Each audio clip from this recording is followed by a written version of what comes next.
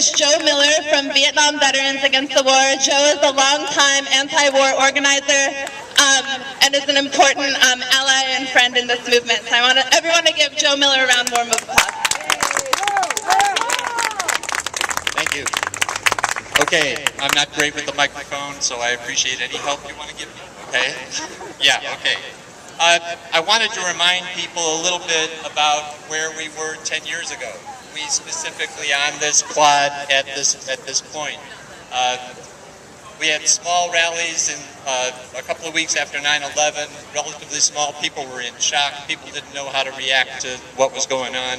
And everybody suspected, rightly so, that there were plans to take us into a military conflict, at least in Afghanistan, if not elsewhere.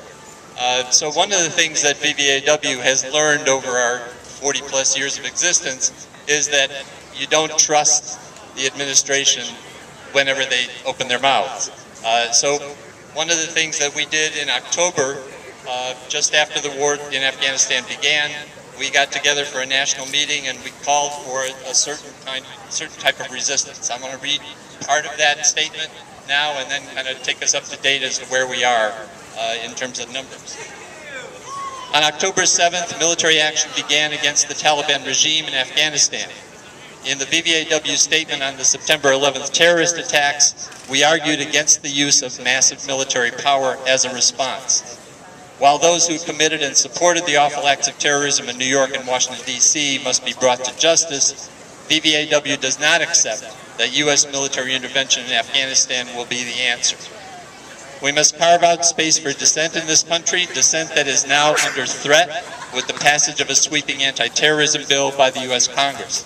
It is time for all of us to stand up for justice and reason now, to be really winter soldiers in these times when our views are being marginalized and may be unpopular.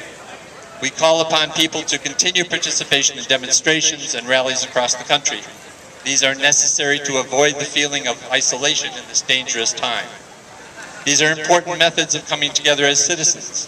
We also suggest the wider use of teach-ins and town meetings to connect with broader audiences, to help each other to learn about the reasons behind the violence of September 11th, and to move toward the recognition of the U.S. as one country in an international community, a country that must learn to base its domestic and foreign policies on true economic and social justice.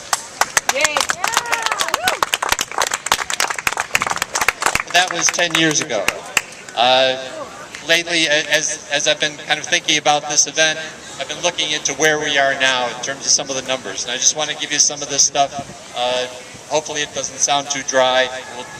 I'll try to make it as interesting as possible.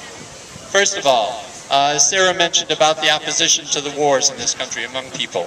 Anywhere from 60 to 75% of the American people are against the wars in Afghanistan and Iraq.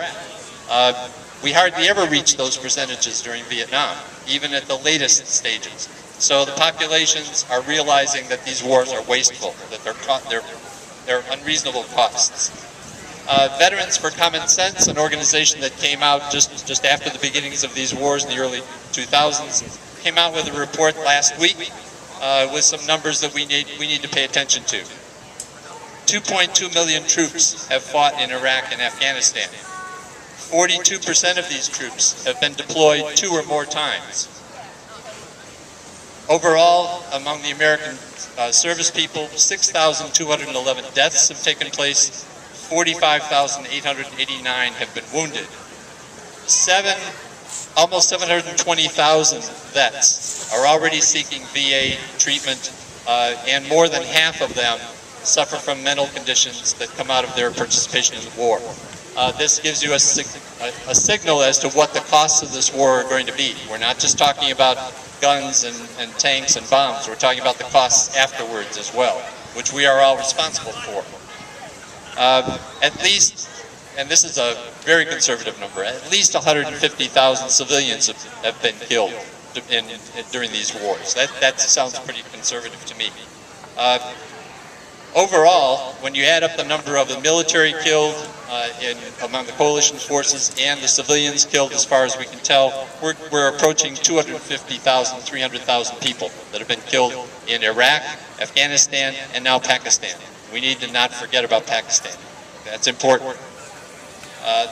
As far as the total costs of the war, and this gives us something to think about as far as the economics that we're dealing with here, the Eisenhower Research Project estimates that the total cost of this war will run between $3.6 and $4.5 trillion between now and the year 2040. We need to think about that long term because the people coming home are going to need a lot of help. And one of the things that we in VVAW learned also, when the war ends, the country forgets about it.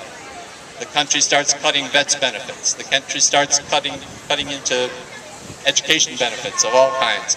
We need to be sure that we're on the side of the troops, on the side of the vets when they come home, on the side of the nearly 350 or 400 veterans on this campus who are now in classes and just barely trying to pay for their education because there's always a threat that things might get taken away.